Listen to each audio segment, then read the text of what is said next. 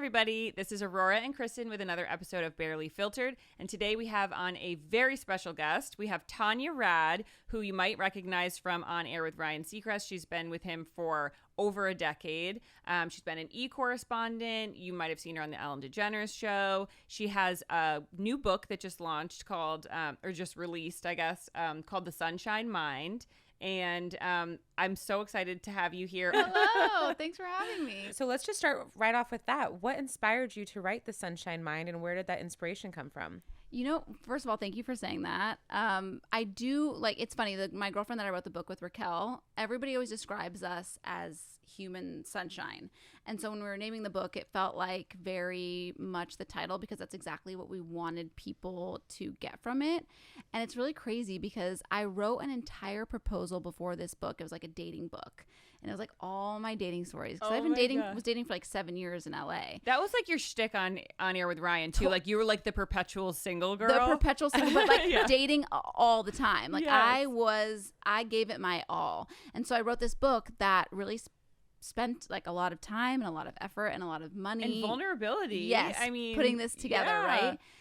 I send it out to like all these publishers, and what's crazy is like in that whole process, I felt like I let other people get in my head, and like I really changed things that I shouldn't have changed and named it something that I didn't want to name it. And so nobody wanted it. Like nobody gave me an offer on the book, Yeah, and it was like that's how it really goes. heartbreaking.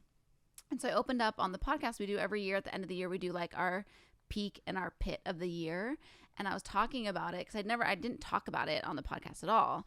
And I was like, my pit was, I did this proposal and like, I really want to write a book. And I was just like so down. And that episode, one of our Scrub sisters reached out to me and she was like, I have faith in you. I really want you to do this book. My aunt works in publishing. I'd love to connect you. Wow. And it was like such a perfect storm. And I was like, this is what I want the book to be. I want it to be something inspirational, motivational, coming out of the pandemic. I mean, we're still in the pandemic, like COVID still exists, but you know what I mean? Like, Yeah. I really want to bring community. And so that was kind of how that book was born. And it was like definitely the book that was meant to be out first. I for love me. that. And I just have to say that if I ever named a book after what people call me, it would probably be like fucking bitch.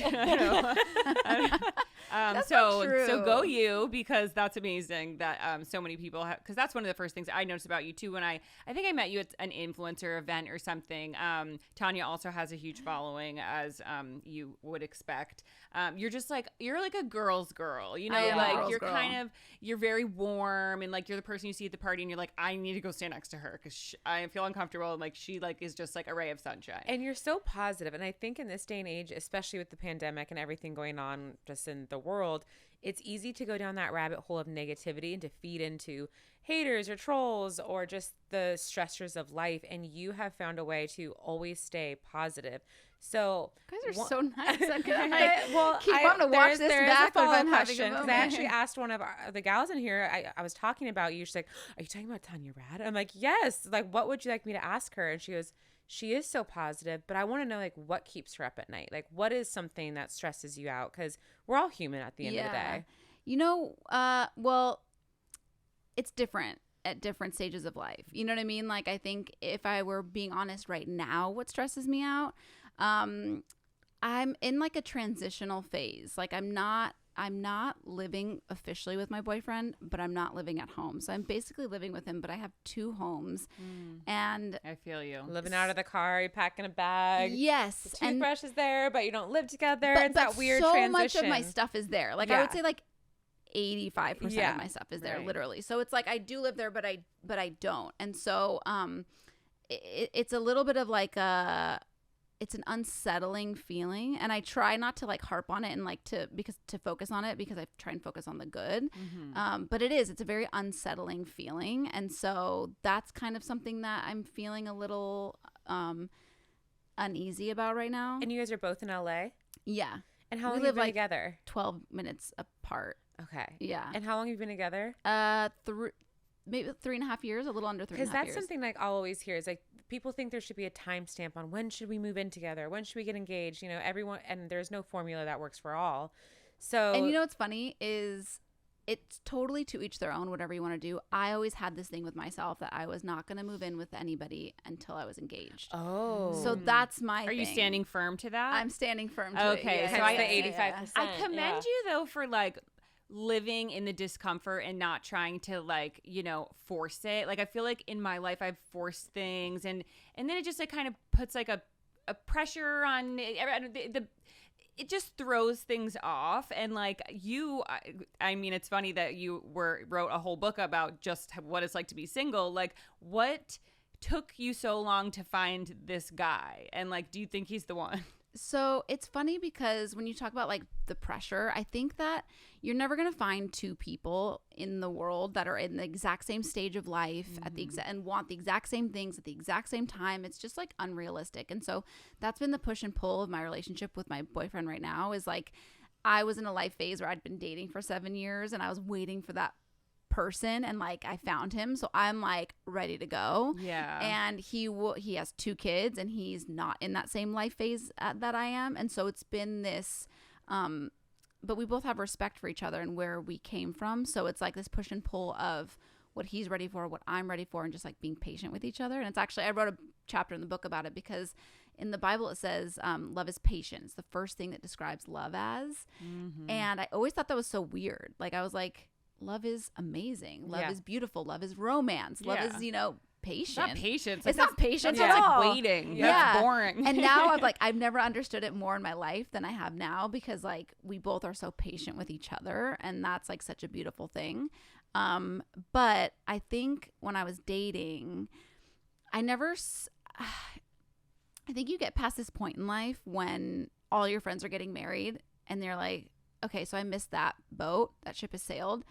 And that's not, you know what I mean? Like I'm not 22, 23 getting married. And you really start to realize like what you want. And I was really firm on what I wanted. And so I was going through them. Like I would go out with people once or twice.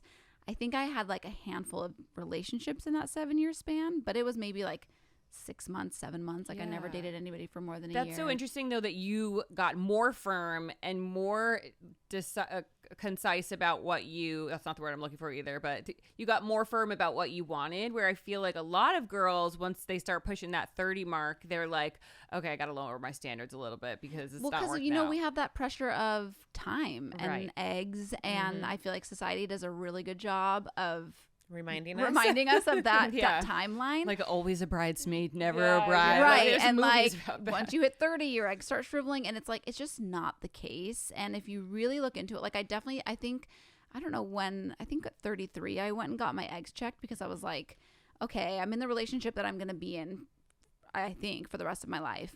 So let's see what's going on down here, and if I do need to freeze my eggs or if it's something that I should think about. And I went to this doctor and he did the whole thing and he was like, you're good. Oh, That's amazing. Yeah. And I was like, okay, I'm not gonna freak out. And how old are you now? I'm 35 now. Okay, are you thinking of freezing eggs or anything like that? Or are you just gonna kind of So the way that this doctor described it to me, he said basically, and again, it's all, you know, you have to take it with a grain of salt. I mean, obviously they're professionals and they know what they're doing, but he said if I want to have a baby naturally by 37, I should be okay.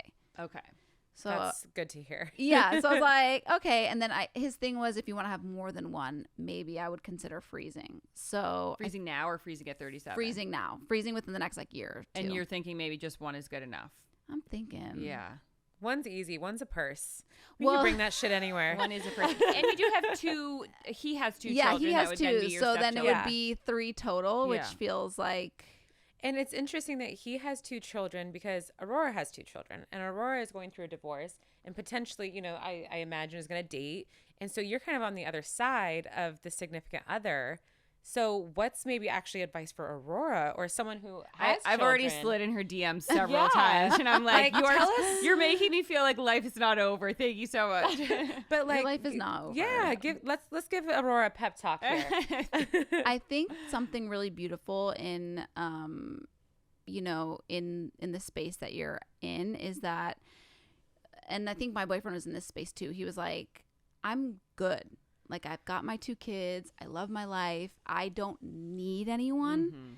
And I feel like you're in that same space of Yeah. like, I don't need anybody to make me make my life complete. Like my Right. life is complete. I think, and for him with me, it was like, I need this woman in my life because she makes it better. Yeah. You know? So it's like there's something so beautiful in being in that space of life of like, I don't need anybody. Yes. I only want to be with someone if they're going to make my life better. Right.